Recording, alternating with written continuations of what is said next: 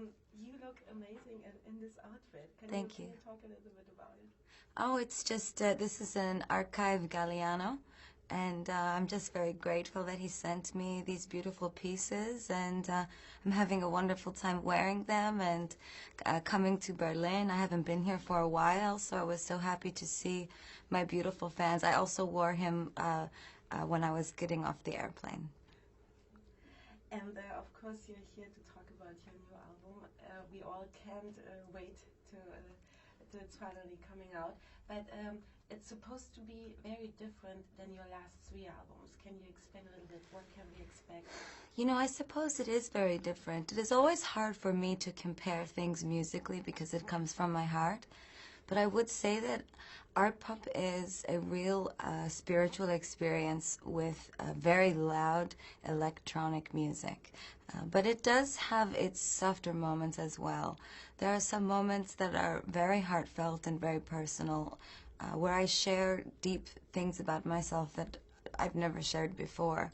I had to really dig deep to find the strength to write about these things, and they actually healed me in a lot of ways. I felt saved by the music. And this is something I didn't experience before. When I was writing The Fame, I was struggling to be noticed as an artist. And then when I wrote The Fame Monster, there was a mixture of some records I had written already, as well as songs that I wrote as my fame began to grow. And Born This Way, this was an album where I put it all on the line. I said I want to do something that if I die tomorrow, I leave my mark on the world in terms of change, in terms of message. My fans mean so much to me, and in a way you feel kind of sick when you are on stage, leaving with them, everybody buying tickets. You make so much money as an artist, right? And I thought to myself, but what is it all for, this money? Why?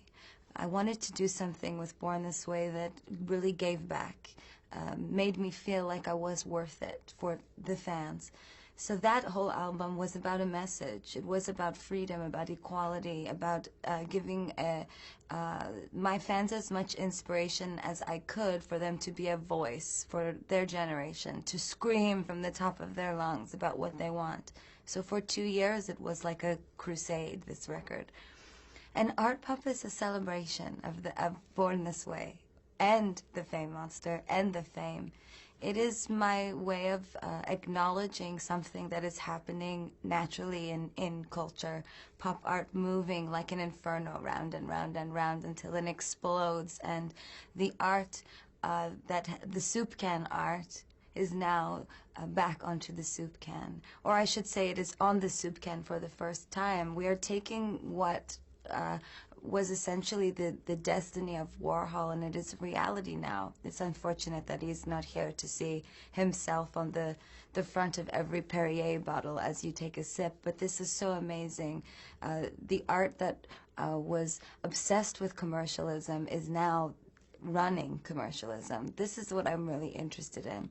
And the album reflects that, a spiritual experience with my love of art, my love of these amazing photographers, filmmakers, and sculptors like Jeff Koons, and how I like to be, as much as I can, a muse and a vehicle for people to express themselves, including my fans. I don't really care so much about just being a vehicle to express myself anymore. I want to express the emotions of others. And I read that your cover for art from Jeff Koons was already, the ex-director of the Tate Gallery in London said it's an amazing piece, and said it looks very good and stuff. So I like it a lot, and I know you are a big fan of Jeff Koons. Can you talk a little bit about that collaboration? Well, that is very sacred to me, so I don't want to, delve too deeply. Some of those things are very private for me and Jeff. But what I will say is that he is an incredible artist, and I know that you know this. But there was something so pure about him. His joy in making art is like something I've never seen before, like a child. He is so incredible. I could listen to him talk for hours and hours and hours. And I was very blessed, you know, that when we met, I was able to play him my record before anybody. And I knew that this collaboration would not happen if he did not like the music and if he did not like the idea behind the whole thing, art pop. He was very supportive, but more than anything, I said to him, I said, this gift that you are giving me, this sculpture, what this represents really is not for me. It is for my fans and it is for the world. This is the hope that anyone with some talent can work and be disciplined and go, go, go, go, go until someday maybe an amazing artist like Jeff Koons will say, I believe in you. That is art. And that's really what it's all about. It is about hope. It is about faith. It is about how you can create a piece. What I learned from him is his work, when you're in the room with his sculptures, there is nothing more important than the work. It is like God, in a way, for me. It is a faith that I'm sort of spellbound always, like I can't speak, totally speechless. And it is because, you know, maybe when people build you up as a human being to be so amazing, me, Lady Gaga, so amazing, throwing flowers at your feet and want to throw you parties and take you to dinner and send you clothes. These things are overwhelming and I am grateful, but what a humbling experience to be in the room with something, an art piece that is so much more important than you are. It is a sense of gravity for me, a sense of humanity, something that I truly need in order to stay creative. The minute that your ego gets so big, you can't make anything anymore. It's like, where do you go? And 3 days ago, I think it was, you released the cover of Do What You Want. And of course, everybody was talking about it because it's very explicit. Why did you choose to use that image? Well, it's very significant in terms of this song, Do What You Want. I say do what you want with my body, but you can't have my heart and you won't use my mind. So today in the culture that we live in, it's like there's not a very big difference for people between fast food and art. It is like the same thing. One man's art is another man's trash. These things are interchangeable. Because of maybe your cell phones or the ability to take pictures, everyone, and post them on the internet, everybody thinks that they can make art, that you can snap a photo of something, or you can do a performance, or say something or sing something, and if you have people's attention, this is art, but this is not art. Art requires a discipline. Art requires a talent. Art requires a passion and a desire to make a statement that is rooted in a revolution, an insatiable need to make a statement about something that you believe is a connection to something higher, a spiritual connection. So I would say that this ass is exactly that. It's an ass for you to buy. And Do What You Want with my body, it's also, when you think about the lyrics, you're talking about, you know, that, okay, you don't touch my soul, nothing like that. And you, I think it was 3 days ago, you tweeted some of those headlines that are always written about you, and everybody is always like, and I thought it was quite cool that you did that, but what was the message for you behind it? Well, a lot of different things, but I would say mostly that, you know, when I wrote this song, this is what was happening in my life. I was on tour. I was traveling around the world, and my mother called me. She said, "You're on the news, and you look really fat." And I said, "What do you mean?" And she said, she said, "Are you okay?" She said, "Did you gain weight?" I said, "What are you talking about?" She said, "You're on the news." I said, "For my weight? Really?" I said, "That is so shallow. This is so crazy. We live in a world where there's wars and there's famine and there's illness, but I'm on the news for my weight? This is so silly to me. I don't believe you." So then I, you know, saw that it was true. And I thought about how sad this is. Not for me, you know. For me, with my body, I've had a struggle since I was very young.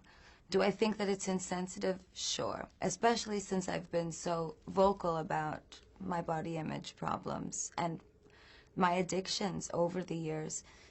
It's a certain kind of person that I am that I think a lot of young people can relate to. And these sorts of statements can really throw you off and really make you sort of get lost in your mind into that dark place, that place of self-hatred, that place of sadness. So I wanted to release all of that. And when I wrote this song, I was writing about how really my body, as something that the public knows, my image, I am a vessel, but if I am treated this way, this is all I will give you. I will just give you my body. You will not have my heart or my mind, because you don't deserve it. I give my heart and my mind to my fans. That is who deserves it, because they receive it with love. When I'm on stage with them, there is this amazing spiritual experience that takes place, where there's a transfer of energy, of kindness, of love, acceptance between us. But when this negativity starts to fly, this is not what I'm about. And this is when I start to close as an artist, and I start to protect my mind, protect my heart. And I look at the way that society has changed, and I say, well, this is a good time. This is a good time to show my ass, because it's all I choose to give you. I would rather be an ass than be real and give you what you don't deserve, because everybody, as a human being, reserves the right to be happy. We all do. We all deserve to be happy, equally valuable as human beings. So that's what this statement really is, that at whatever point in my career that I choose, I will give you my heart and I will give you my mind, and at other points I will choose to give you nothing, because that is my choice. And also it is your choice. You underwent hip surgery, and of course everybody was crossing their fingers that everything is okay. So could you just shortly explain how was that for you? Were you scared? How did this influence you? It was a strange time. I didn't even know I had broken it. I mean, who does that? who has broken bones and doesn't know? I suppose me. I have a strong mind and a strong heart. So I go on stage and I don't feel pain, because the adrenaline of the show, it keeps me going. Art Pop is about this as well, the album. The songs are like each types of adrenaline that I experience. And when you listen to the record, you will feel this. I mean, it wakes you up instantly, like 100 cups of coffee. It is so full of energy and so full of joy. Although there is some sadness, the rage that passes through it is much more interesting. You don't get lost in the sadness because you're so excited about where it's taking you. But my hip was breaking and I did not know when or why. And one day the leg just stopped working and I had to stop. It was devastating for me. I still feel that I let my fans down. I still feel that I let myself down in a way, because I always associate physical pain with emotional pain, that something must have been happening, that it found its point of impact. But I am here to say that for every day that I can be superhuman, there is also a day that I am human. But that is what the message always has been for my music and what I do. I don't do it from just my own vanity. I want you to feel this sense of superhero capability. I want you to know that even if you break, if you don't know you're breaking, that you can heal. You will heal. And I'm healed now, but it took a long time, and I'm still working towards my dancing and my performing being what it was before. But actually, I feel that I'm a better dancer than I ever was. My balance, my focus, I'm fearless. I'm ready to take back everything that broke.